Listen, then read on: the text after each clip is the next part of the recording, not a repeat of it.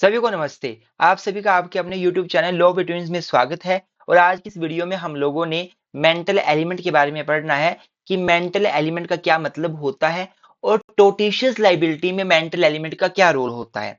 कौन से ऐसे टोट्स हैं जहां पे मेंटल एलिमेंट बहुत महत्वपूर्ण रोल प्ले करता है और क्या कुछ ऐसे टोट्स हैं जहां पे मेंटल एलिमेंट का कोई महत्व नहीं है। तो आइए आज की वीडियो स्टार्ट करते हैं। इससे पहले हमने लॉ ऑफ टोट्स के ऊपर 4 लेक्चर बना दिए हैं। वो लेक्चर अगर अभी तक आपने नहीं देखे हैं तो वो जरूर देखिएगा।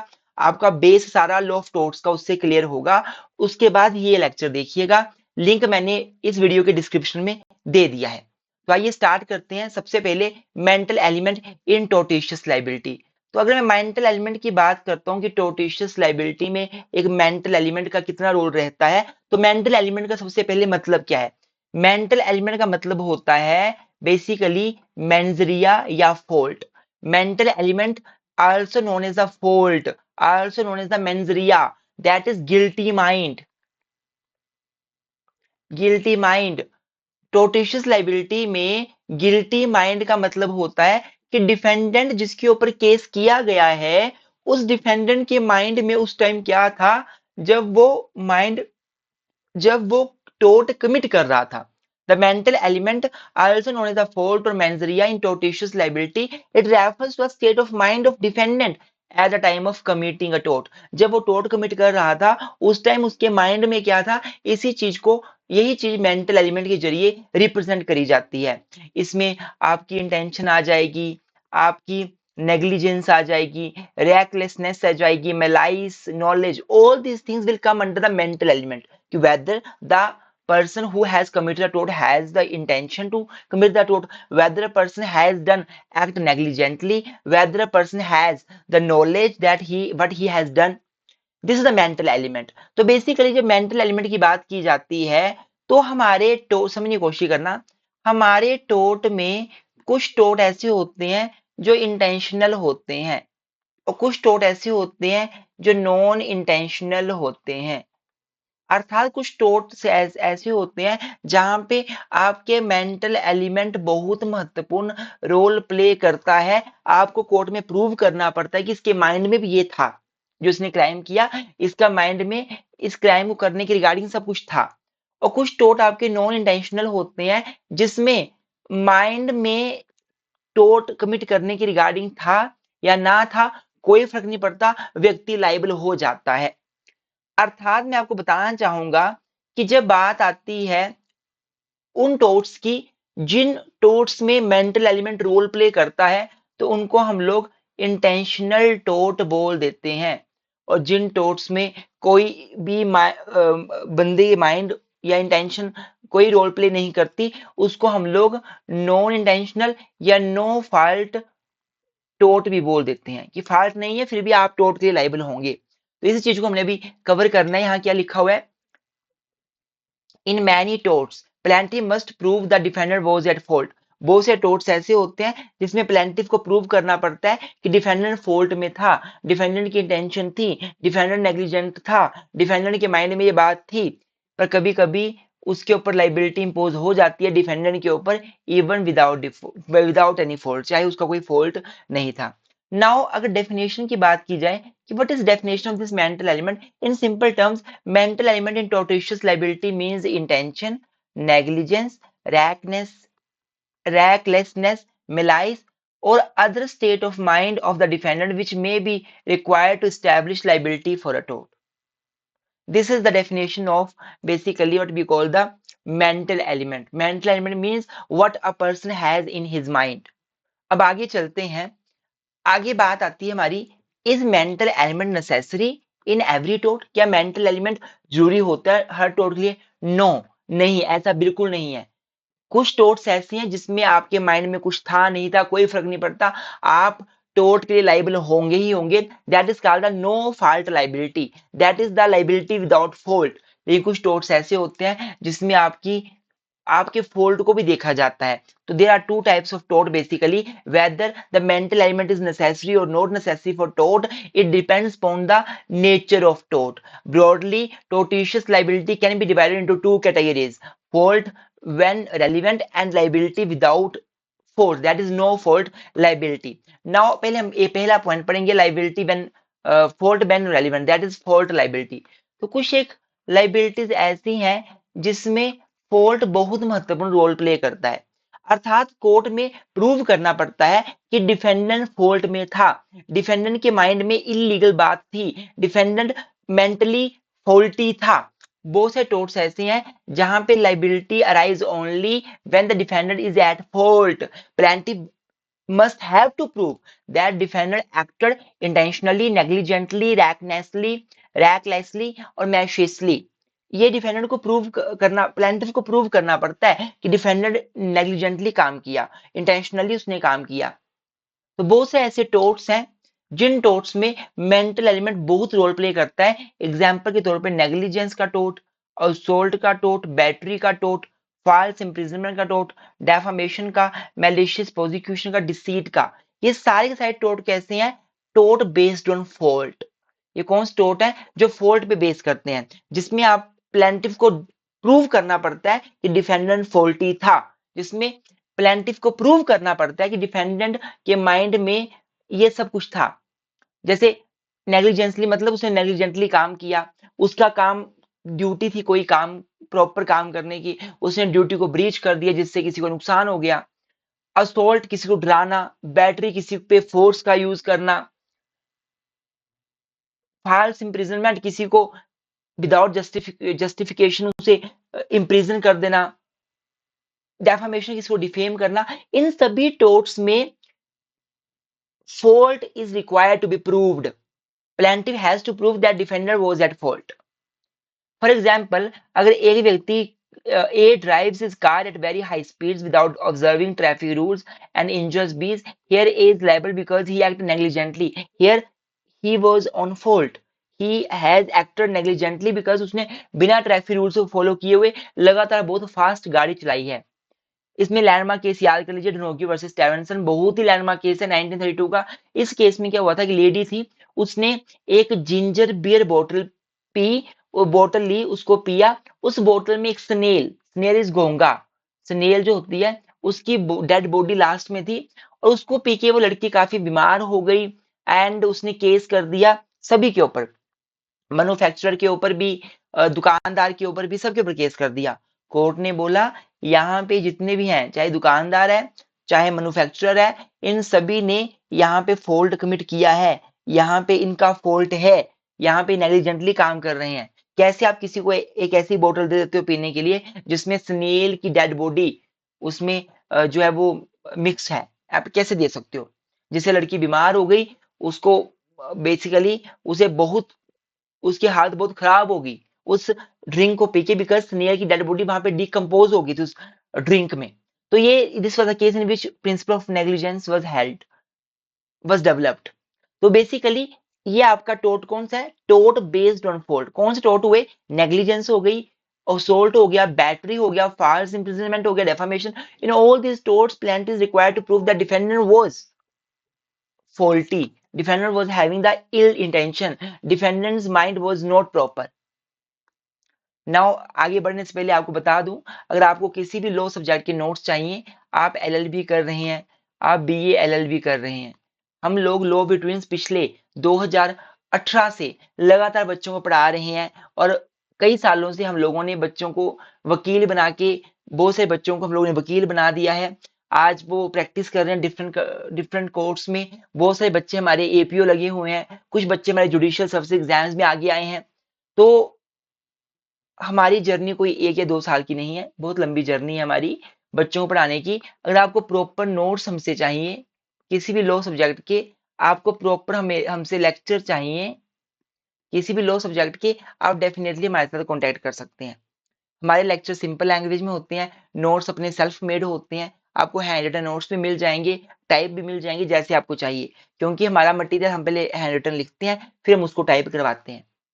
आप अपने दोस्तों से हमारी वीडियो को जरूर शेयर कीजिए। अगर वीडियो अच्छी लग रही हो तो लाइक किए बिना बिल्कुल मत जाना, चैनल को सब्सक्राइब किए बिना बिल्कुल मत जाना, चैनल को शेयर किए बिना बिल्कुल मत जाना। और हाँ, मैं यहाँ पे व्हाट्सएप नंबर यहाँ लिखा है, वैसे व्हाट्सएप नंबर, आप हमसे कोई भी क्वेरी अगर आपने करनी हो आप कर सकते हैं।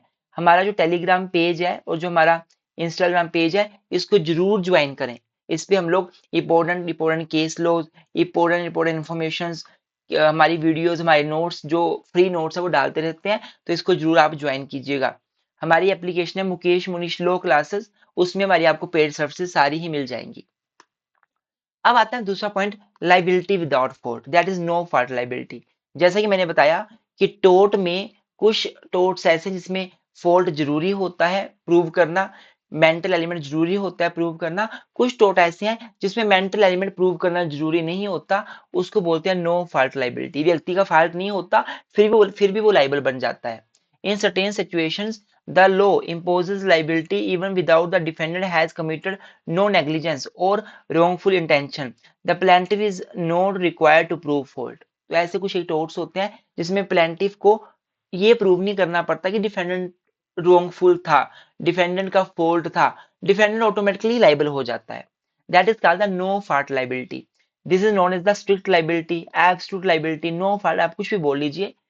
हाउएवर स्ट्रिक्ट लाइबिलिटी इंग्लैंड का कंसेप्ट है जो इंग्लैंड में डेवलप हुआ है, एब्सोल्यूट लाइबिलिटी इंडिया का कंसेप्ट है जो इंडिया में डेवलप हुआ है, और नो फॉल्ट लाइबिलिटी, ये दोनों को हम नो फॉल्ट लाइबिलिटी ही बोलते हैं। दैट इज फॉल्ट नहीं है फिर भी व्यक्ति लाइबल होगा। इसमें क्या होता है, कभी कभी कुछ लोग ऐसे होते हैं जो अपनी लैंड में अपने कुछ ऐसे काम करते हैं जो बड़े हजार्डस या बड़े डेंजरस एक्टिविटीज होती हैं, जिन एक्टिविटीज को कैरी करने की वजह से किसी को नुकसान भी हो सकता है। तो जो व्यक्ति हजार्डस एक्टिविटीज कैरी कर रहा है उसको उस नुकसान का कॉन्सिक्वेंसेस भी भुगतना पड़ेगा। मान लीजिए कोई व्यक्ति अपनी जमीन में एक बहुत बड़ी फैक्ट्री लगाता है जिसमें खतरनाक गैसें उत्पादित होकर बाहर निकल रही हैं, उस फैक्ट्री से बाहर गैस लीक हो जाए तो हजारों लोग मर सकते हैं आसपास के। तो इतना खतरनाक प्लांट अगर आप लगा रहे हो तो कल को और गैस लीक लीक हो गई गलती से, बाई चांस आपकी गलती नहीं थी, आपका फॉल्ट नहीं था, पर गैस लीक हो गई, तो आप बच नहीं पाओगे। आपको सभी लोगों को जिनको अफेक्ट हुआ है उनको कंपनसेशन देना पड़ेगा। आप ये बोल के नहीं बच सकते कि मेरा फॉल्ट क्या है, मैंने तो कोई गलत काम किया ही नहीं, मैं तो बिल्कुल घर में सोया हुआ था, पीछे से गैस लीक होगी, इसमें मेरी क्या गलती है। तो इसका मतलब आपका फॉल्ट नहीं था फिर भी आप लाइबल होंगे।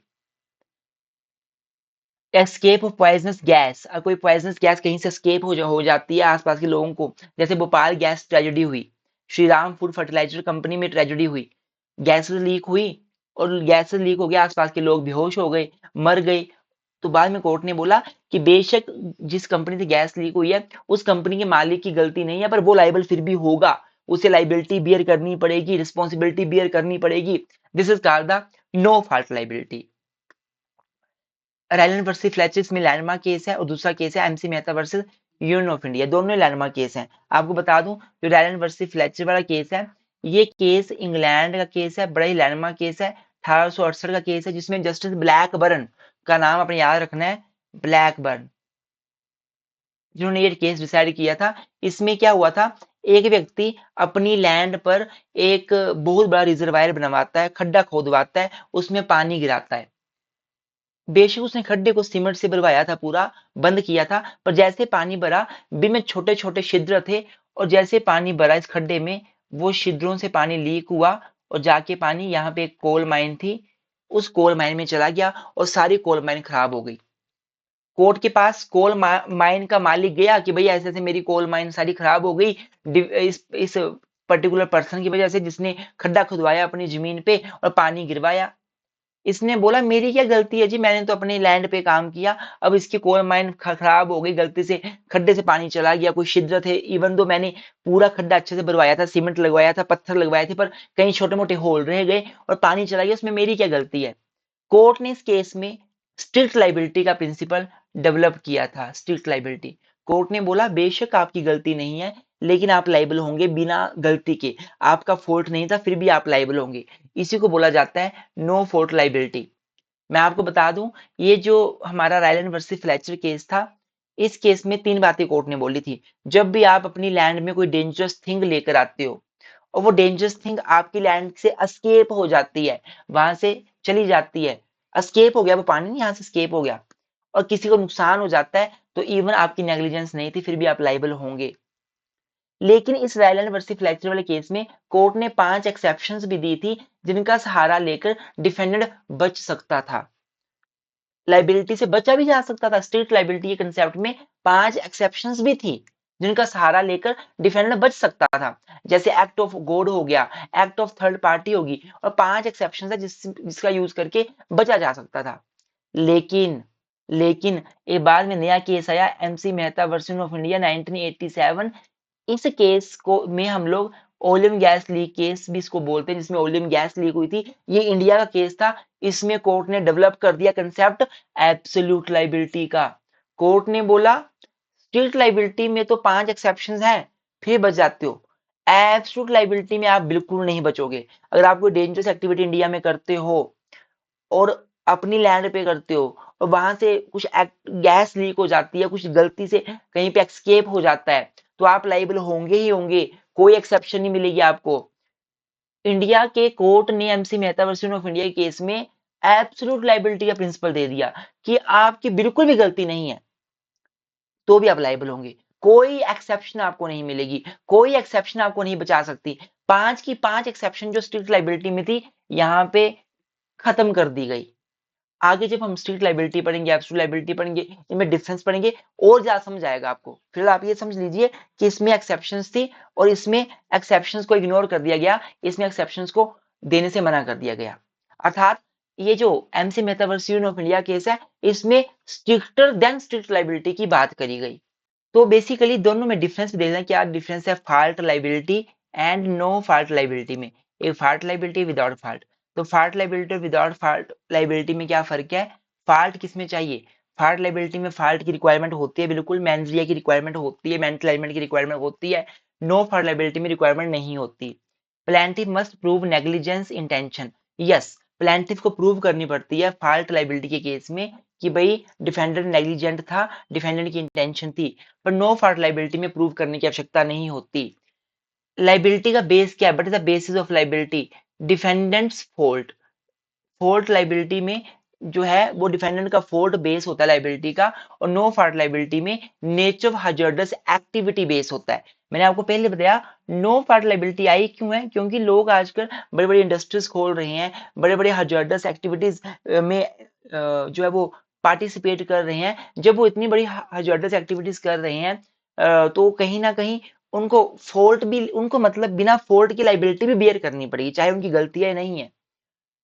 लैंडमार्क केस का ड्रोक्यू वर्सेस स्टेवेंसन है फॉल्ट लाइबिलिटी का, और इसका Rylan versus Fletcher, MC Mehta versus Union of India. ये कुछ ही बातें हमें ध्यान रखनी है। अब मॉडर्न ट्रेंड की बात करते हैं। आज के टाइम पे क्या है? आज के टाइम पे कौन सी लाइबिलिटी कोर्ट मानता है, फोर्ट लाइबिलिटी या नो फोर्ट लाइबिलिटी? तो बेसिकली हमारे आज के करंट सिनेरियो में हम लोग कंपनसेटरी थ्योरी को फॉलो कर रहे हैं। हमारा पर्पस जिसको नुकसान हुआ है उसे कंपनसेट करना है, ना कि हमें फॉल्ट को देखना या नहीं देखना है। यहाँ लिखा हुआ है कि ट्रेडिशनल पुराने टाइम पे तो ऐसा होता था कि नो लाइबिलिटी विदाउट फॉल्ट माना जाता था, कि अगर आपकी गलती नहीं है तो आप लाइबल भी नहीं होंगे, आपका फॉल्ट नहीं है आप लाइबल भी नहीं होंगे। बेसिकली पुराने टाइम में प्लेंटिफ जो केस करता उसे प्रूव करना पड़ता था कि डिफेंडेंट का फॉल्ट है, डिफेंडेंट नेग्लिजेंट है, इंटेंशन, उसने इंटेंशन से ये काम किया है, उसका रोंगफुल एक्ट डिफेंडेंट का प्रूव करना पड़ता। लेकिन जैसे ही टाइम बीतता गया, अभी मॉडर्न टाइम पर हम फॉल्ट थ्योरी से कंपनसेटरी थ्योरी में जा रहे हैं। हमारा जो पर्पस है कोर्ट का, वो कोर्ट का पर्पस जिसको नुकसान हुआ है उसे कंपनसेशन देना है। इसलिए हमने स्ट्रिक्ट लाइबिलिटी को रिकॉग्नाइज किया, एब्सोल्यूट लाइबिलिटी को रिकॉग्नाइज किया, नो फॉल्ट लाइबिलिटी को रिकॉग्नाइज किया, social justice and victim compensation को रिकॉग्नाइज किया। क्या मतलब है इसका? कि हमारा जो आज का ट्रेंड है, हम किसी का फॉल्ट नहीं देखेंगे, हम देखेंगे किसी को नुकसान हुआ है। अगर आपने कोई काम किया, अपनी फैक्ट्री में कोई काम कर रहे हो, उससे गैस लीक हो रही है, किसी को व्यक्ति को नुकसान हुआ है, और किसी को कोई नुकसान हुआ है तो भाई फिर आप लाइबल हो, फिर आपको लाइबिलिटी बियर करनी पड़ेगी। Even you are not under any fault but you will have to bear liability. By so because अगर आप लाइबल नहीं होंगे तो फिर कंपनसेशन कैसे मिलेगा उसको जिसे नुकसान हुआ? कंपनसेशन तभी हम ग्रांट कर पाएंगे आपके थ्रू अगर आप लाइबल होंगे। तो नो फॉल्ट लाइबिलिटी का कंसेप्ट डेवलप अब लगातार होता जा रहा है। क्यों ऐसा हो रहा है, क्या रीजन है? हम क्यों कंपनसेटरी थ्योरी की तरफ शिफ्ट कर रहे हैं फोर्ट थ्योरी से? क्योंकि इंडस्ट्रीज की ग्रोथ हो रही है, टेक्नोलॉजी डेवलप हो रही है।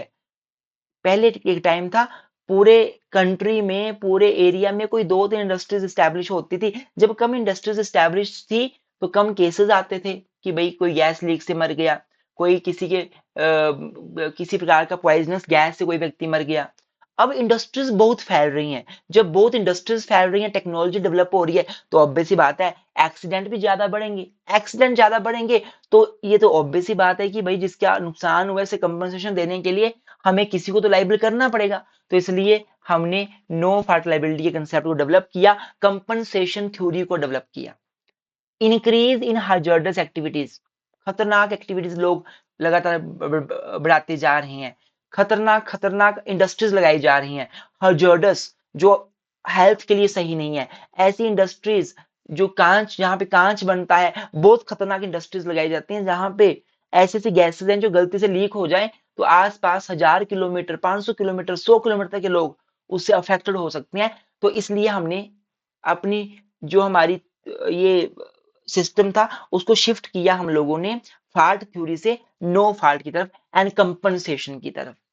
Difficulty in proving negligence, obvious सी बात है आज के टाइम पे किसी की गलती थी ये प्रूव करना बड़ा मुश्किल है। अब मान लो कहीं पे इंडस्ट्री से गैस लीक हो जाती है, किसकी गलती थी गैस लीक होने में, कैसे प्रूव करोगे? प्रूव करना मुश्किल हो जाएगा, सभी लोग घर में सोए हुए हैं, पीछे से गैस लीक हो गई है, कोई ना कोई गलती, किसी न किसी की गलती भी होगी नो डाउट, लेकिन किसकी गलती थी कैसे प्रूव करोगे? तो हम क्या करेंगे, जो ओनर है उसकी लाइबिलिटी बना देंगे ताकि उस ओनर की ड्यूटी बन जाए कि आप कंपनसेट करो सभी अफेक्टेड लोगों को।